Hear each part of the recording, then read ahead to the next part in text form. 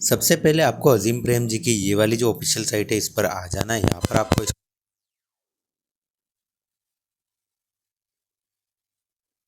और यहाँ पर रजिस्टर न्यू एप्लीकेशन पर क्लिक कर लेना है। इसके बाद में आपके सामने इस टाइप का पॉपअप आएगा। सबसे पहले आपको अपना जो जेंडर है वो चूज़ करना है। उसके बाद में यहाँ पर आपसे पूछा जाएगा क्या आपने 10वीं की जो कक्षा है वो शासकीय विद्यालय से उत्तीर्ण की है, यस करेंगे। उसके बाद में 12वीं की, तो ये सारी चीज़ें जो आपको यस नो करनी कि आपने राजस्थान से की है, तो ये सब चीज़ें आपको अपने हिसाब से चूज़ करनी है। मतलब कि अगर आपने की है तो यस, अन्यथा नो कर देंगे। तो आपके जो भी स्कूल लगता है वो आपको यहाँ पर चूज़ करना होगा और उसके बाद में यहाँ पर यस नो में आपको इसका जवाब देना होगा। ये आपकी पात्रता जांचने के लिए है। तो हमारे केस में आप देखें तो हमारे सभी ये जो चीज़ें हैं, हम डिप्लोमा भी और या फिर कोई और कोर्स कर रहे हैं नियमित रूप से, तो यस यस आ गया। तो यहाँ पर आप देखें हम पात्र हैं और ओके पर क्लिक करेंगे। यहाँ पर लास्ट डेट आप देख सकते हैं 30 सितंबर आपकी रखी गई है।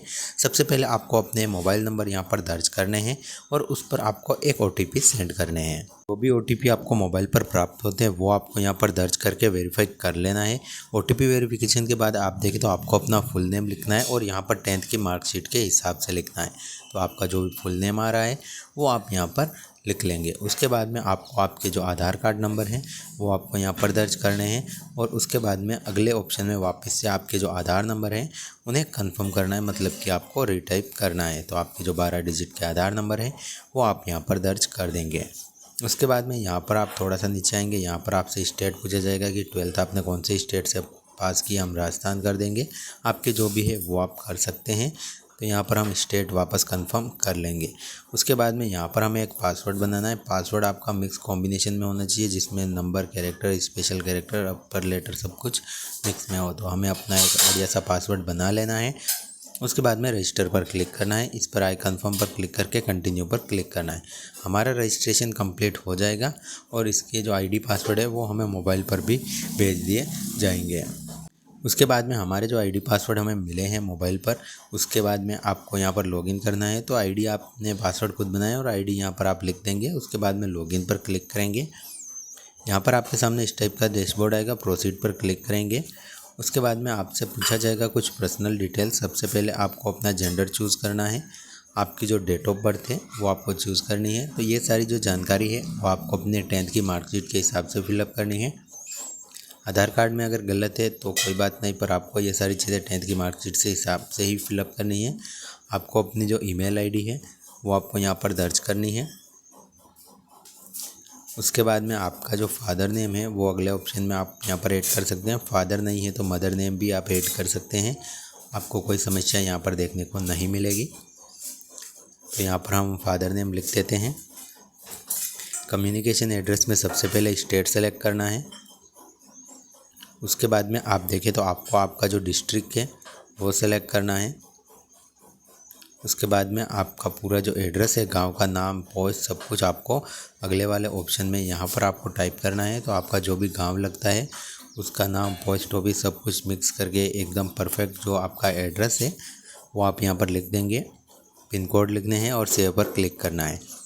इसके बाद आप अगली स्टेप पर आ जाएंगे जिसमें आपका क्रिएट न्यू एप्लीकेशन पर आएगा ऑप्शन। इस पर आपको क्लिक करना है। सबसे पहले आपको अपना एक पासपोर्ट साइज़ फ़ोटो और सिग्नेचर अपलोड करने हैं। वाइट कागज़ पर साइन करके स्कैन करके इसमें आप अपलोड कर देंगे।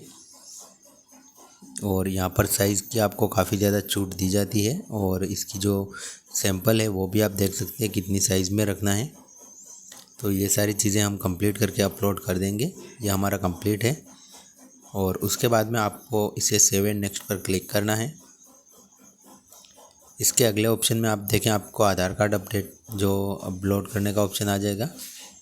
तो इसमें आप आधार कार्ड का PDF, JPG फाइल जो भी चाहें आप बनाकर अपलोड कर सकते हैं।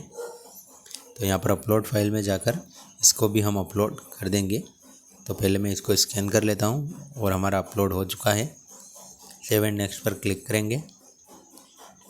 उसके बाद में आप देखें आपको बैंक की डायरी इसमें डिटेल डालनी है और बैंक की डायरी को अपलोड करना है। तो डिटेल्स में आप देखें सबसे पहले अकाउंट होल्डर का नाम, उसके पिताजी का नाम, उसके बाद में जो बैंक का IFSC कोड है और अकाउंट नंबर कंफर्म करके बैंक की डायरी यहाँ पर अपलोड कर देंगे। तो ब्रांच और सब कुछ ऑटोमेटिकली आ जाएगा। उसके बाद में 10th की मार्कशीट हमें अपलोड करनी है। तो तो यहाँ पर आप देखें, आपको भरना कुछ नहीं, सिर्फ आपकी 10th की मार्कशीट की जो स्कैन कॉपी है, जो वो 500 KB से कम की होनी चाहिए, वो हम यहाँ पर अपलोड कर देंगे। उसके बाद में 12th की मार्कशीट अपलोड करनी है, और ये हमारी 12th की जो मार्कशीट है वो भी अपलोड हो चुकी है। इसके बाद में एडमिशन प्रूफ में हम फ़ीस रिसिप्ट यहाँ पर अपलोड कर देंगे। तो आपका जो भी कॉलेज है, जब आपने एडमिशन लिया था तो उसकी जो फ़ीस रसीद है वो आपको इसमें अपलोड कर देनी है। और यहाँ पर अगर आपके पास आप देखें तो यहाँ पर ऑप्शन मिलता है, आप चाहें तो बोनाफाइड सर्टिफिकेट भी लगा सकते हैं। तो यहाँ पर हम फ़ीस रिसिप्ट हमारे पास है तो हम ये लगाएंगे। मैं आपको सजेस्ट करूँगा आप यही लगाएं। उसके बाद में फाइनल सबमिट के लिए इस चेकबॉक्स को राइट करेंगे और यहाँ पर सबसे नीचे आएंगे और यहाँ पर आई एग्री एंड सबमिट पर क्लिक करेंगे। यहाँ पर सब आपसे वापस पूछा जाएगा कि आप अपना फ़ोटो है, तो यहाँ पर सब चीज़ें चेक कर लेनी है। इस चेकबॉक्स को राइट करके नेक्स्ट पर क्लिक करना है। सारी जो चीज़ें हैं वो आपकी सही होनी अनिवार्य है, तो आप चेक कर लें और उसके बाद में ही इसे फाइनल सबमिट करें। तो यहाँ पर हमने सब कुछ चेक कर लिया है। अब हम यहाँ पर सबमिट कर देंगे और हमारा एप्लीकेशन सक्सेसफुली सबमिट हो जाएगा। आपके सामने आपका डैशबोर्ड आ जाएगा, एप्लीकेशन नंबर आ जाएगा। यहाँ पर आप अपना जो एप्लीकेशन नंबर है उस पर क्लिक करके अपनी एप्लीकेशन को अंदर से चेक कर सकते हैं। एडिट आप कुछ नहीं कर पाएंगे क्योंकि आपने फाइनल लॉक कर दिया है। और अब अगर आपको एप्लीकेशन का पूरा प्रिंटआउट चाहिए तो यहाँ पर एक्नॉलेजमेंट पर क्लिक करेंगे। आपके पूरे एप्लीकेशन फॉर्म का प्रीव्यू आपकी स्क्रीन पर आ जाएगा। इसको आप डाउनलोड कर सकते हैं, या फिर अगर आपने किसी कस्टमर का फॉर्म भरा है तो उस कस्टमर को इसका प्रिंट आउट करके दे सकते हैं। और भविष्य में इसी आईडी पासवर्ड से इसमें कुछ भी चेंज होता है तो ऑब्जेक्शन क्लियर करना होगा।